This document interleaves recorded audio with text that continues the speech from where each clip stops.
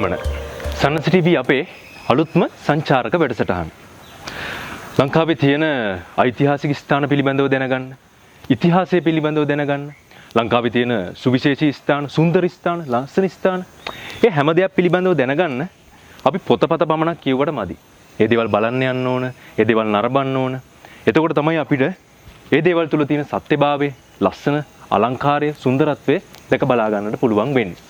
අපි ගෙවන කාර්යබහුල ජීවිතයත් එක්කලා අපිට ට්‍රැවල් කරන්න, ඒ කියන්නේ සංචාරය කරන්න ඉඩහසර විවර වෙන කාලය අවම වෙලා තියෙනවා. ඔන්න ඔය නිසාවෙන් සන්නස ටීවී අපි හිතුවා ලංකාවේ තියෙන ඓතිහාසික ස්ථාන කේන්ද්‍ර කරගෙන, ලංකාවේ තියෙන සුන්දර ලස්සන ස්ථාන කේන්ද්‍ර කරගෙන සංචාරක වැඩසටහනක් කරන්න ඕන කියලා. වාර්තාමය සංචාරක වැඩසටහන. නිමා නොවන ගමනාන්තයක් අපි ආරම්භ කරා. ඒකට නම තිබ්බා සංක්‍රමණ කියලා. අපි අද ආවේ ඇතුගල් පුරවරේ ප්‍රධානම ස්ථානයකට, ප්‍රධානම පූජා භූමියකට. ඒ තමයි රිදී විහාරය. අපි යමු රිදී විහාරයේ ඇතුළට.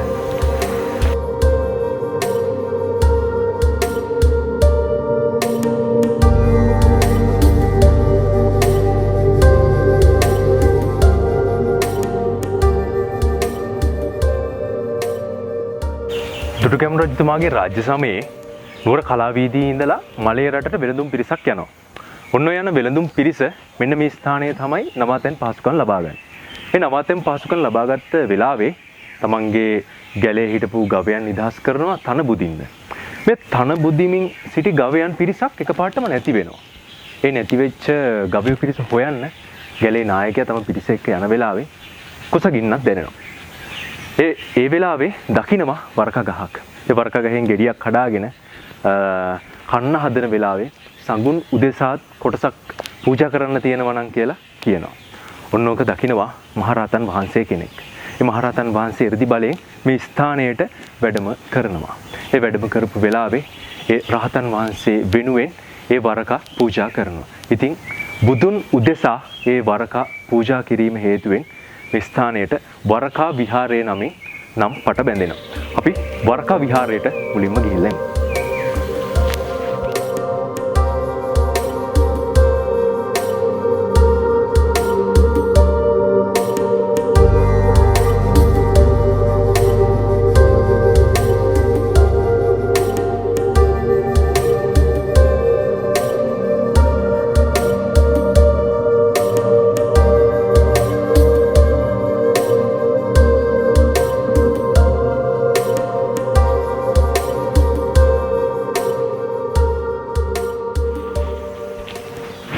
අනුරාධපුරයේ වැඩ වාසය කළ ඉන්ද්‍රගුප්ත මහරහතන් වහන්සේ තමයි මේ විදිහට මේ ස්ථානයට 이르දි බලයෙන් වැඩම කරලා වරක වැළඳුවා කියලා සඳහන් වෙන්නේ.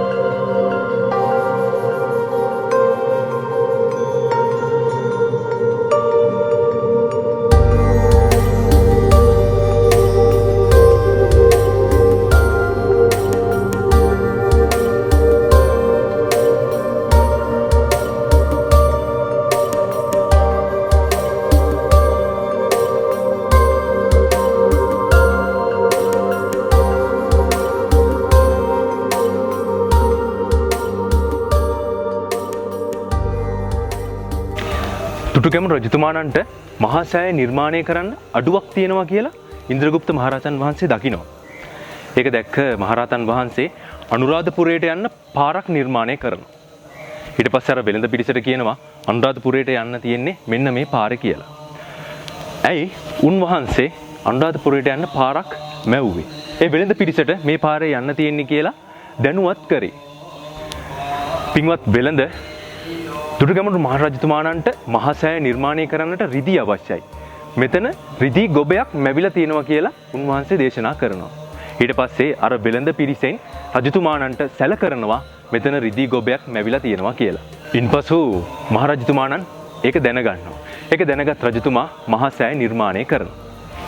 රිදී විහාරයට එන ඕනම කෙනෙක්ට මේ රිදී විහාරයේ තියෙන ඓතිහාසික වැදගත්කම වගේම අනිකුත් සියල්ලක්ම දැනගන්නට ඉන්නේ පුද්ගලයෙක් ඉන්නවා. සුවිශේෂී පුද්ගලයෙක්. මේ පුද්ගලයා තමයි අපි හැමෝටම මෙහි තියෙන ඓතිහාසික වැදගත්කම් පිළිබඳව කියලා දෙන්නේ. ඒ තමයි විපුල මහත්තයා. අද විපුල මහත්තයා අපිත් එක්ක එකතු වෙලා ඉන්නවා මේ වැඩසටහනේ රිදී විහාරය ගැන අපිට ඒ ඓතිහාසික වැදගත්කම ගැන අපිට කියලා දෙන්න.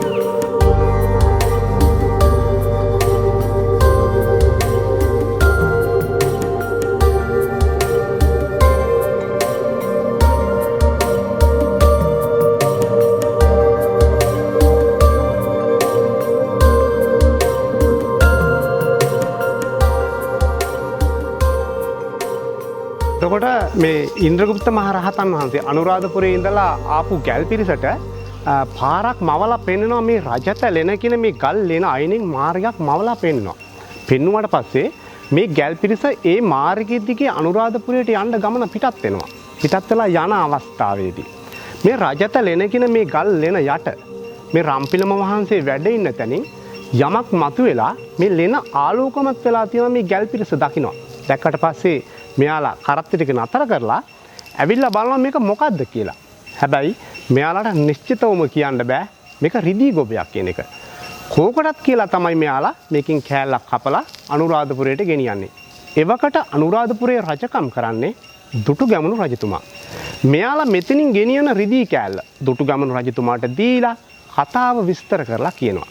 අපි මලේ රටට වෙළඳාමේ ගිහිල්ලා එන අවස්ථාවේදී ඇම්තොට දනව්වෙන් විවේක ගන්න නතර වුණා. විවේක අරගෙන ඉවර වෙලා නැවත ගමන ආරම්භ කළා. එන අවස්ථාවේදී රජත ලෙන ඇතුළු යමක් මතුවලා තිබුණා. අපට නිශ්චිතවම කියන්න බැරි නිසා අපි ඔබ වහන්සේට පෙන්වන්න ඒකෙන් කෑල්ලක් අරගෙන ආවා කියලා මෙතනින් අරන් ගිහපු රිදී කෑල්ල දුටුගැමුණු රජතුමාට දෙනවා. දුන්නාට පස්සේ දුටුගැමුණු රජතුමා බලනකොට මේක රිදී. හැබැයි ඒ වෙනකොටත් දුටුගැමුණු රජතුමා රුවන්වැලි සෑයේ වැඩ කටයුතු සඳහා රිදී හොය හිටපු අවස්ථාවක්. ඊට පස්සේ දුටුගැමුණු රජතුමා මේ ස්ථානයට ඇවිල්ලා මේ ස්ථානේ පරීක්ෂා කරලා මෙතනින් රිදී හාරලා අනුරාධපුරයට ගෙනියනවා. අනුරාධපුරයට ගෙනහිල්ලා රුවන්වැලි සෑයේ වැඩ කරන මිනිස්සුන්ට පඩි ගෙවලා තියෙන්නේ මෙතනින් අරන් ගිහපු රිදී වලින්. ඒ වගේම ගැබ ඇතුලේ තැම්පත් කරලා තියෙන්නේ මෙතනින් අරන් ගිහපු රිදී. ඒක රුවන්වැලි සෑයට ගොඩ වෙනකොටම දිගට පඩිපෙළ 8ක් දාලා තියෙනවා. ඒකේ දකුණු අත පැත්තේ ගල් ලෑල්ලක ලියලා තියෙනවා රිදී විහාරයෙන් රිදී ලබා දුන්නයි කියලා. ඒ මෙතනින් තමයි රිදී ගෙනහිල්ලා තියෙන්නේ. ඊට කළගුණ සැලකීමක් වශයෙන් දුටුගැමුණු රජතුමා ඉන්දියාවට පිරිසක් යවලා ශෛලමය බුද්ධ ප්‍රතිමාවක් නිර්මාණය කරනවා දුටුගැමුණු රජතුමාගේ උසට මහතට. මේ ශෛලමය බුද්ධ ප්‍රතිමාව ලංකාවට වඩම්මලා අඟල් 4ක් දඹරන් ආලේප කරනවා. අඟල් 4ක් දඹරන් ආලේප කරලා මේ රම්පිලම වහන්සේ අස්වකරත් එක තැන්පත් කරගෙන මහරහතන් වහන්සේලා සමග සබ්ද පූජාව පවත්වමින් මහා සේනාවක් සමග මේ රම්පිලම වහන්සේ මේ ස්ථානයේ තැන්පත් කරන්න වඩම්මන අවස්ථාවේදී රත්තිට මේ එහා පැත්තේ තියෙන ගම්මානයක් රත්තිට කියන්නේ රත හිටියාව කියන නම තමයි පසු කාලීනව රත්තිට වෙලා තියෙන්නේ. ඔය රත්තිටදී මේ රම්පිලම වහන්සේ වැඩ ඉන්න අස්වකරත්තේ ගල් තලාවක එරෙනවා. එරුණාට පස්සේ මෙයාලා පුළුවන් තරම් මහන්සි වෙනවා අස්වකරත්තේ ගොඩ ගන්න. බැරි නිසා මහරහතන් වහන්සේලා වටේට වාඩි වෙලා පිරිත් කියනවා. ඒත් එක්කම දුටුගැමුණු රජතුමා බිම දිගා වෙලා සත්‍යක්‍රියාවක යෙදෙනවා. මම මැරුණත් මගේ අන්තිම හුස්ම පොද කියත් මම මෙතනින් නැගිටින්නේ නැහැයි කියලා. ඒ සත්‍යක්‍රියාව මෙතන වරකවැළඳු විහාරයේ ඉන්න ඉන්ද්‍රගුප්ත මහරහතන් වහන්සේ දිවසින් දකිනවා. ඉන්ද්‍රගුප්ත මහරහතන් වහන්සේ අදිෂ්ඨානයක් කරනවා දුටුගැමුණු රජතුමාගේ හිතේ තියෙන ආකාරයට ඒ දේ සිද්ධ වේවයි කියලා. ඒ අදිෂ්ඨාන බලයෙන් මේ රම්පිලම වහන්සේ අහසට පැන නැගලා 이르දිමේ බලයෙන් තමයි මේ ස්ථානයට වැඩම කරන්නේ. එතකොට අපිට මේ දැක බලා ගන්න පුළුවන්කම තියෙන්නේ එදා දුටුගැමුණු රජතුමා වඩම්මපු රම්පිලම වහන්සේ තමයි අද අපිට මේ දැක බලා ගන්න තියෙන්නේ. පසු කාලීනව මිනිස්සු මේ පිළිම වහන්සේ අල්ලන නිසා තමයි මේ විදිහට වීදුරු වලින් ආවරණයක් යොදලා තියෙන්නේ. ඊට පස්සේ පොළොන්නරු යුගය කියනවා. පොළොන්නරු යුගයේත් මේ රිදී විහාරයේ නැවත ප්‍රතිසංස්කරණය කිරීමක් වෙලා තියෙනවා කියලා පොත්පත්වල සඳහන් වෙනවා. නමුත් අපට අනුරාධපුර යුගයේ සහ පොළොන්නරු යුගයේ චිත්‍ර පිළිම අපට දැක බලා ගන්න ලැබෙන්නේ නැහැ. කීර්තිසී රාජසිංහ රජතුමා රජකම් කරපු මහනුවර යුගයේ මේ රිදී විහාරේ 100% නැවත ප්‍රතිසංස්කරණය කිරීමක් කරනවා. කීර්තිසී රාජසිංහ රජතුමා නැවත රිදී විහාරේ ප්‍රතිසංස්කරණය කිරීමක් කරලා අතිපූජ්‍ය තිබ්බටුවාවේසී සිද්ධාර්ථ බුද්ධ රක්ෂිත මහානායක හාමුදුරුවන්ට මේ රිදී විහාරේ සන්නසකින් සංඝසතු කොට පූජා කරනවා. එතකොට එදා ඉඳලා අද මේ තාක් කල් වෙනකන් මේ රිදී විහාරේ බාරකාරත්වය දරන්නේ අතිපූජ්‍ය තිබ්බටුවාවේසී සිද්ධාර්ථ බුද්ධ රක්ෂිත මහානායක හාමුදුරුවන්ගේ සංඝ පරපුර තමයි මේ රිදී විහාරේ බාරකාරත්වය දරන්නේ.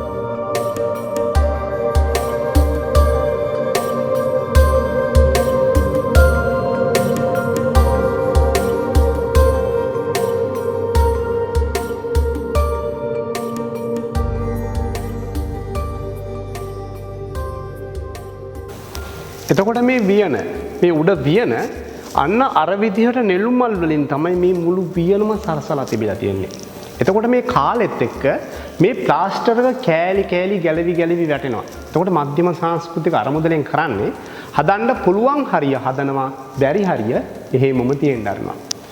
මෙන්න මේ හරිය තියෙනවා බුදුහාමුදුරුවන්ගේ සිරස, නලල් තලේ, නේත්‍රා මේ වගේ පොඩි ප්‍රමාණයක් මෙතන ඉතුරු වෙලා තියෙනවා.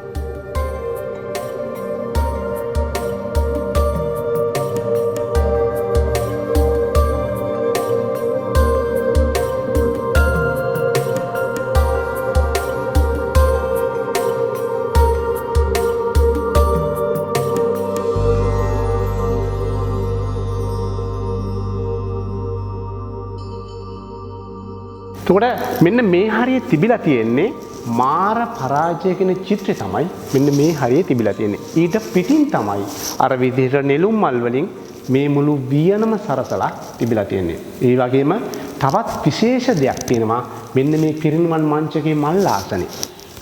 මෙතන තියෙනවා ක්‍රිස්තු චරිතයේ විවිධ අවස්ථා තියෙන පිගංගඩ. එහෙම නැත්නම් ටයිල් කැට. චිත්‍ර තියෙන ටයිල් කැට 68ක් තියෙනවා. මේක ලැබෙන්නේ 1700 අගභාගයේ ඕලන්ද රටෙන් ලංකාව ආක්‍රමණය කරලා ඕලන්ද රටෙන් තමයි ලංකාව පාලනය කරන්නේ. එතකොට මේ පළාතේ ඉඳලා තියෙන ආණ්ඩුකාරවරයා ඕලන්ද ජාතික ෆැල්ක් කියන මහත්තයෙක්. දවසක් ආණ්ඩුකාරවරයා එනවා රිදී විහාරේ බලන්න. ආවට පස්සේ හිටපු මහානායක හාමුදුරුවෝ ආණ්ඩුකාරවරයාට රිදී විහාරේ විස්තර කරලා පෙන්නනවා. පෙන්නුවට පස්සේ ආණ්ඩුකාරවරයා හිතනවා මහානායක හාමුදුරුවන්ට තෑග්ගක් දෙන්න ඕනි කියලා මෙන්න මේ ක්‍රිස්තු චරිතයේ විවිධ අවස්ථා තියෙන පිගංගඩොල් ටික මහානායක හාමුදුරුවන්ට පූජා කරනවා. හැබැයි උන්වහන්සේ මේක පොළොවට පෑගෙන්න අල්ලන්නේ නැහැ. මොකද මොන ආගමක හරි සංකේතයක් මේකේ තියෙන්නේ. ඒක නිසා උන්වහන්සේ වැඩ කරන කට්ටියට උපදෙස් දෙනවා පිරිනිවන් මංචකේ මල් ආසනයට අල්ලන්නයි කියලා. හැබැයි අල්ලපු කට්ටිය මේක අපිලිවලට තමයි අල්ලලා තියෙන්නේ. හුඟක් ඔය කතෝලික පළාත් වලින් රිදී විහාරේ බලන්න ආපුවාම යාලා විශේෂයෙන්ම ඇවිල්ලා බලන්නේ මෙන්න මේ ක්‍රිස්තු චරිතයේ විවිධ අවස්ථා තියෙන පිගංගඩොල්. මොකද එයාලට මේක ගොඩක් වැදගත් නිසා. එයාලට විතරක් නෙවෙයි මේක අපටත් ගොඩක් වැදගත් වෙනවා. අපි වුණත් ලංකාවේ වෙන පන්සලකට හෝ වෙන ආගමක සිද්ධාස්ථානකට ගියාට අපිට වෙන ආගමක සංකේතයක් දැක බලා ගන්න ලැබෙන්නේ නැහැ. මුළු ලංකාවෙම මේ වගේ තැනක මේ වගේ දෙයක් අපිට දැක බලා ගන්න ලැබෙන්නේ රිදී විහාරයෙන් පමණයි. ඒ වගේම සිරිපතුල් පැත්තේ එහා කෙළවරේම වැඩ ඉන්නේ මල්වතු පාර්ශවයේ පළවෙනි මහානායක හාමුදුරුවන්ගේ පිළිරුවක් තමයි එහා කෙළවරේම නිර්මාණය කරලා තියෙන්නේ. දෙවනුවට වැඩ ඉන්නේ ධර්ම භාණ්ඩාගාරික ආනන්ද මහරහතන් වහන්සේගේ පිළිරුවක්. තුන්වෙනුවට වැඩ ඉන්නේ මතු බුදු වෙන මෛත්‍රී බෝසතාණන් වහන්සේගේ පිළිරුවක්. හතරවෙනුවට වැඩ ඉන්නේ දුටුගැමුණු රජතුමාගේ පිළිරුවක්.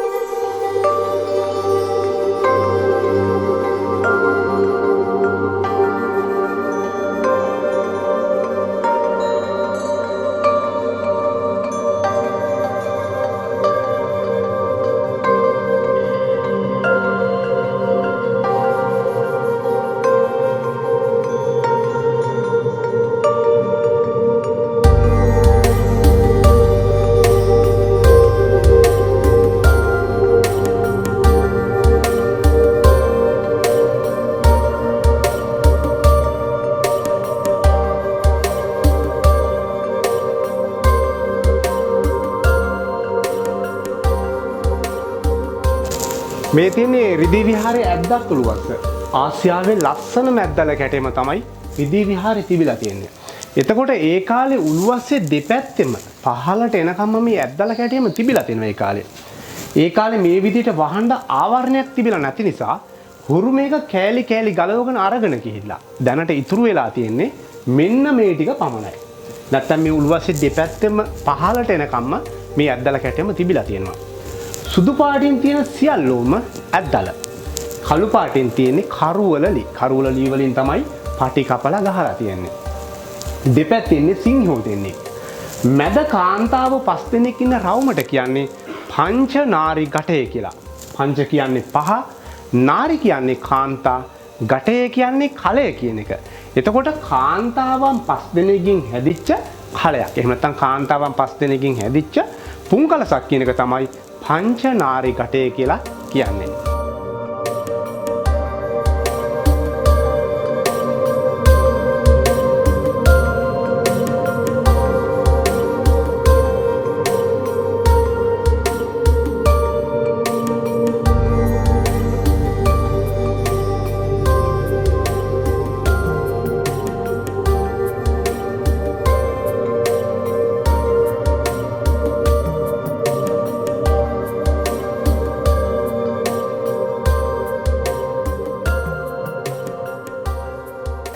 එතකොට මම මහත්තයාට රිදී විහාරයේ පහළ විහාරය විස්තර කරලා දුන්නා. මේ තියෙන රිදී විහාරය උඩ විහාරය. රිදී විහාරේ විහාර මන්දිර දෙකක් තියෙනවා. උඩ විහාරය සහ පහළ විහාරය. එහෙම නැත්නම් මහා විහාරය සහ ඉහළ විහාරය කියලා විහාර මන්දිර දෙකක් තියෙනවා. දුටුගැමුණු රජතුමා රජත ලෙනගෙන මේ ගල් ලෙන ඇතුළට රම්පිලිම වහන්සේ වඩම්මපු දා ඉඳලා අද මේ තාක් කල් වෙනකොට අවුරුදු 2300කට ආසන්න කාලයක් වෙනවා. කීර්තිසී රාජසිංහ රජතුමා නැවත රිදී විහාර ප්‍රතිසංස්කරණය කිරීමක් කරලා අතිපූජ්‍ය තිබ්බටුවාවේසී සිද්ධාර්ථ බුද්ධ රක්ෂිත මහානායක හාමුදුරුවන්ට මේ රිදී විහාරේ සන්නසකින් සංඝසත කොට පූජා කරලා අද මේ තාක් කල් වෙනකොට අවුරුදු 300ක් 354 කාලයක් තමයි වෙන්නේ. එතකොට මේ උඩ විහාරය 100%ම කරවලා තියෙන්නේ කීර්තිසී රාජසිංහ රජතුමා මහනුවර යුගයේ. අපට වෙන රජමහා විහාර වලට ගිහාම මේ විත්තියේ තියෙන චිත්‍රපට දැක බලා ගන්න පුළුවන්. සොළොස්මස්ථාන, සූවිසිදිවරණ, අනිමිසලෝචන පූජාව, දස පාරමිතා, අටවිසි බුද්ධ රූප, ගාස්, වැල්, මල් තමයි මේ විත්තියේ තියෙන චිත්‍ර. නමුත් මෙන්න මේ වගේ මකර තොරණක් අපිට වෙන පන්සලකට වෙන රජමහා විහාරයකට ගියාට දැක බලා ගන්න ලැබෙන්නේ නැහැ. රිදී විහාරයේ උඩ විහාරයේ තියෙන මකර තොරණ රිදී විහාරයට ආවේනික මකර තොරණක්. මේකේ විශේෂත්වයක් තියෙන්නේ බුදුහාමුදුරුවන්ගේ උරේස්පතු දෙකේ මකර කටවල් දෙකක් දෙපැත්තට නිර්මාණය කරලා තිනවා. ඒ වගේම මේකේ තවත් විශේෂත්වයක් තියෙනවා. මකර තොරණක් නිර්මාණය කරනකොට මේ විදිහට දේව ප්‍රතිමා මකර තොරණක නිර්මාණය කරනවා. හැබැයි බුදුහාමුදුරුවන්ට ඉහළින් දේවතාවියන්ගේ ප්‍රතිමා නිර්මාණය කරන්නේ නැහැ මකර තොරණක. නමුත් මේ මකර තොරණේ මකර කටට පිටිපස්සෙන් ඉහළින් දේවතාවියන් දෙදෙනෙකුගේ ප්‍රතිමා දෙපැත්තින් නිර්මාණය කරලා තියෙනවා. මම මේකයි කිව්වේ රිදී විහාරයේ උඩ විහාරයේ තියෙන මකර තොරණ රිදී විහාරයට ආවේනික මකර තොරණක් කියලා. මේ වැඩ ඉන්නේ විසුණුදේවි හාමුදුරුවෝ. අර වැඩ ඉන්නේ මතු බුදු වෙන මෛත්‍රී බෝසතාණන් වහන්සේ. එහෙම නැත්නම් නාත දෙවි හාමුදුරුවෝ. එතකොට මේ විශේෂත්වය කීර්තිසී රාජසිංහ රජතුමා විශ්වකර්ම ප්‍රතිරාජ කියන ගල්වඩුව සමග ගල්වඩුව සහ මූර්ති ශිල්පී 300ක් එකතු කරගෙන තමයි මහනුවර යුගයේ මේ රිදී විහාරය නැවත ප්‍රතිසංස්කරණය කිරීමක් කරන්නේ. එතකොට අනුරාධපුර යුගයෙන් පස්සේ පොළොන්නරු යුගය නා පොළොන්නරු යුගයෙන් පස්සේ ලංකාවේ රජ වෙන්නේ හින්දු භක්තිකයෝ, ද්‍රවිඩ ජාතිකයෝ. එතකොට කීර්තිසී රාජසිංහ රජතුමා හින්දු ජාතිකයෙක්, ද්‍රවිඩ භක්තිකයෙක්. එතකොට කීර්තිසී රාජසිංහ රජතුමා මේ විශ්වකර්ම ප්‍රතිරාජ කියන ගල්වඩුව සමග නැවත ගල්වඩුව සහ මූර්ති ශිල්පී 300ක් එකතු කරගෙන තමයි රිදී විහාරය නැවත ප්‍රතිසංස්කරණය කිරීමක් කරලා අතිපූජ්‍ය තිබ්බටුවාවේසී සිද්ධාර්ථ බුද්ධ රක්ෂිත මහානායක හාමුදුරුවන්ට මේ රිදී විහාරයේ සන්නසකින් සංඝසතු කොට පූජා කරන්නේ. එතකොට මේ Hindu ආభాසය සමග තමයි මේ විදිහට බුදුහාමුදුරුවන්ට ඉහළින් දේවතාවියන්ගේ ප්‍රතිමා දෙකක් දෙපැත්තින් නිර්මාණය කරලා තින්නේ Hindu ආభాසය සමග.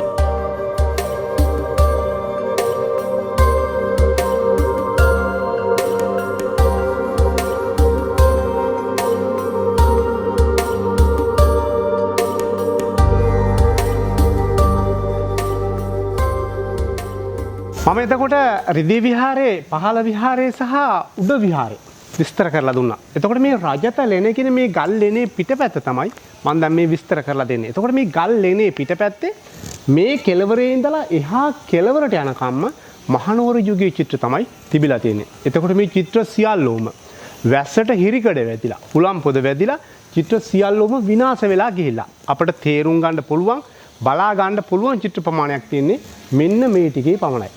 එතකොට මේ කටාරම කෙටුවට කටාරමින් කෙරෙන්නේ වහිනකොට වැහි වතුර ගලට වැටිලා ගල දිග කටාරමට ගලන් ඇවිලා කටාරමෙන් බිමට පතිත වෙනවා. නමුත් මේ කටාරමෙන් වෙන්න ඕන හරිය කටාරමෙන් වෙලා තියෙනවා. නමුත් හිරිකඩ වදින එකට හුලම් පොද වදින එකට ආවරණයක් යොදලා නැති නිසා මේ චිත්‍ර සියල්ලෝම විනාශ වෙලා ගිහිලා. අපිට තේරුම් ගන්න පුළුවන්, බලා ගන්න පුළුවන් චිත්‍ර ප්‍රමාණයක් තියෙන්නේ මෙන්න මේ ටික පමණයි. මෙතන තියෙන්නේ බුදුහාමුදුරුවෝ රහතන් වහන්සේලා සමග ධර්ම සාකච්ඡාවක යෙදෙන අවස්ථාවක් තමයි මෙතන චිත්‍රට නගලා තියෙන්නේ. බුදුහාමුදුරුවෝ ධර්මයේ දේශනා කරනවා, රහතන් වහන්සේලා ධර්මයේ ශ්‍රවණය කරන ආකාරය තමයි මේ ගල පුරාම රහතන් වහන්සේලාගේ චිත්‍ර තමයි මේ කෙළවරේ ඉඳලා එහා කෙළවරට යනකම්ම ඇඳලා තිබිලා තියෙන්නේ. අපිට හොඳට දැක බලා ගන්න පුළුවන් මේ උඩ බුදු පිළිමේ පහළට හරහට රතු පාටින් ඉරි වගේක් ඇඳලා තියෙනවා. ඕකට කියන්නේ ලඹ තට්ටුව. එහෙම නැත්නම් දල සලස්ම කියලා තමයි කියන්නේ. එතකොට මේගොල්ලෝ ඒ කාලේ චිත්‍රයක් ඇඳ ගන්නකොට ඔය විදිහට ලඹ රටාවක් පාවිච්චි කරලා තමයි චිත්‍ර නිර්මාණය කරගෙන තියෙන්නේ. එතකොට මේ අපි සාමාන්‍ය බිම් බලාගෙන චිත්‍රයක් අඳිනවා වගේ නෙවෙයි, උඩ බලාගෙන චිත්‍රයක් අඳින්න අමාරුයි, අපහසුයි. එතකොට ওই විදිහට ලම්බ රටාවක් පාවිච්චි කරලා තමයි චිත්‍ර නිර්මාණය කරගෙන තියෙන්නේ. උඩ සිරස්පතේ ඉඳලා පහළට එනකම්ම හරි මැදින් ඇවිල්ලා තියෙන ඉරක්, රතු පාටින් ඉරක්. ඒකට කියන්නේ මධ්‍යම රේඛාව කියලා. ඔය මධ්‍යම රේඛාව මැදි කරගෙන තමයි චිත්‍ර නිර්මාණය කරගෙන තියෙන්නේ. එතකොට ඔය මධ්‍යම රේඛාව මැදි කරගෙන චිත්‍රය ඇඳගෙන එනකොට ඔය මධ්‍යම රේඛාව ඔය විදිහට හරි මැදින් එන්නේ නැතුව මේ පැත්තකට යනවා කියන්නේ චිත්‍රේ පැත්තකට ඇද වෙලා බර වෙලා තියෙන්නේ. නමුත් මේ පිළිම වහන්සේගේ හරි මැදින් ඇවිල්ලා තියෙන නිසා චිත්‍රයේ සමබරව සරල සමාන්තරව ගලේ ඇඳිලා තියෙනවා. ඒ වගේම මේ චිත්‍ර සියල්ලෝම පාට කරලා තිබිලා තියෙන්නේ. පාට කරලා තිබිලා අවුරස්නේ වැදිලා මේ පාට සියල්ලෝම පිච්චිලා ගියාට පස්සේ තමයි අපිට මේ ලඹ තට්ටුව එහෙම නැත්නම් දල සලස්ම කියන එක දැක බලා ගන්න එළියට මතුවලා තියෙන්නේ.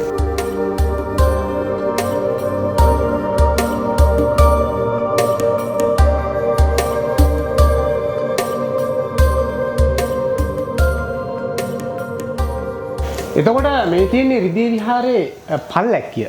පල්ලැක්කිය මහනුවර යුගයට අයත් ලී භාණ්ඩයක්. එතකොට මේ විදිහට පල්ලැක්කියක් නිර්මාණය කරගෙන තියෙන්නේ හාමුදුරුවරු අසනීප වුණාම, හාමුදුරුවරු ගිලන් වුණාම මේ පල්ලැක්කියේ තියාගෙන තමයි බේත් හේත් ගේන්න වඩම්මලා තියෙන. හාමුදුරුවන්ට මේකේ සැතපෙන්න කියලා ඉස්සරහින් එක්කෙනෙක් කරේ තියා ගන්නවා, පිටිපස්සෙන් තවත් කෙනෙක් කරේ තියා ගන්නවා. එතකොට මේ විදිහට පල්ලැක්කිය නිර්මාණය කරගෙන තියෙන්නේ හාමුදුරුවරු ඉස්සර ගල්ලෙන් ඇතුලේ තමයි වැඩ ඉඳලා තියෙන්නේ. එතකොට මේ ගල්ලෙන් ඇතුලට හාමුදුරුවරු වඩින්නේ බොහොම පටු අඩිපාරවල් දිගේ. ඒ අඩිපාරවල් දිගේ ගෙනියන්න පුළුවන් ආකාරයට තමයි මේ පල්ලැක්කිය නිර්මාණය කරගෙන තියෙන්නේ. උඩ උණ බම්බුව පල්ලැක්කිය මේ ඇඳලා තියෙන චිත්‍ර අවුරුදු 100ත් 150ත් අතර කාලයක් වෙනවා. මේ දීලා තියෙන දේවල් අවුරුදු 100ක විතර කාලයක් වෙනවා. මේක දෝලාවක් නෙවෙයි. දැන් සමහර කට්ටිය බැලූ බැලමට හිතන්නේ මේක දෝලාවක් කියලා. මේක දෝලාවක් නෙවෙයි. දෝලාව 4 දෙනෙක් කරේ තියාගෙන යනවා. ඉස්සරහින් දෙන්නයි පිටිපස්සෙන් දෙන්නයි. පල්ලැක්කිය ඉස්සරහින් එක්කෙනයි පිටිපස්සෙන් එක්කෙනයි. එතකොට දෝලාව කරගෙන යන්නේ මාලිගාවේ ඉන්න බිසෝවරු සහ කුමාරිකාවෝ. පල්ලැක්කිය හාමුදුරුවරුන්ටම ආවේනික ලී භාණ්ඩයක් විදිහට තමයි මහනුවර යුගයේ නිර්මාණය කරගෙන තියෙන්නේ.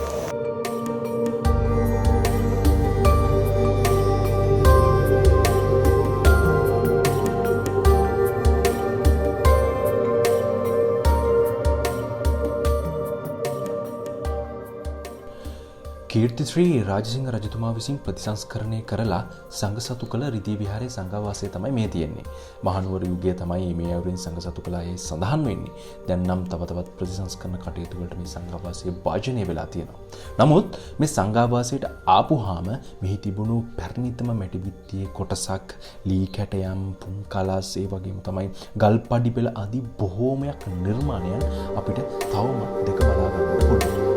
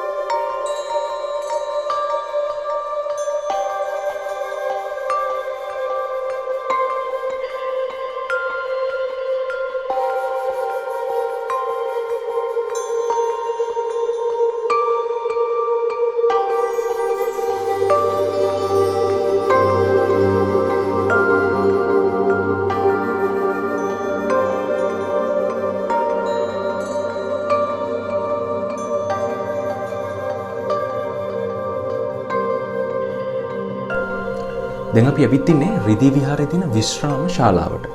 දේශීය විදේශීය ඕනෑම සංචාරකයෙක්ට වන්දනාමාන කටයුතු කරන්න එන ඕනෑම කෙනෙකුට මෙහි නවාතැන් පහසුකම් ලබා ගන්නට පුළුවන්.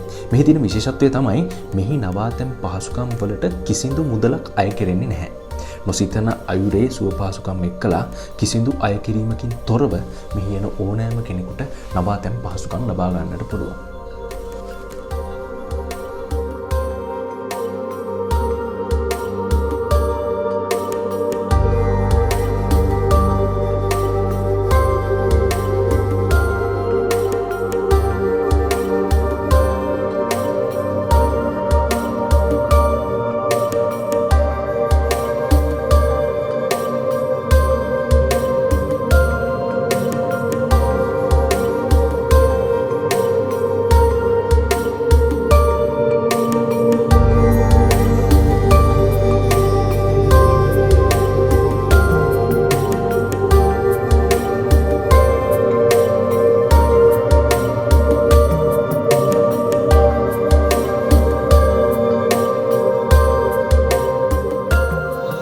වැඩසටහනේ ඉතුරු කොටස කරගෙන යන්න මම විපුල මහත්තයාට බාර දුන්නා. ඒ මොකද කියනවා නම් මේ අපි හැමෝටම වඩා හොඳට මේ රිදී විහාරයේ තියෙන ඓතිහාසික වැදගත්කම වගේම අපි ඉතිහාසයේ නොදන්න බොහෝ දේවල් පිළිබඳව දන්නේ විපුල මහත්තයා. ඉතින් ඔබතුමාට බෙහෙවින් ස්තුතිවන්ත වෙනවා අප සමගින් අපේ වැඩසටහනට එකතු වීම වෙනුවෙන්. ඒ වගේම තමයි අපිට මේ වැඩසටහන වෙනුවෙන් අවස්ථාව ලබා දුන්නු ශාමුපාලි මහානිකායේ මල්වතු පාර්ශවයේ කාරක සංඝ සභික රිදී විහාරයේ බාරකාර අතිපූජ්‍ය තිබ්බටුවාවේ ශ්‍රී සිද්ධාර්ථ බුද්ධ රක්කිත නායක ස්වාමීන් වහන්සේටත් ගෞරව පාදපත්ම නමස්කාර පූර්වක ස්තුතිය අපි පුද කර සිටිනවා.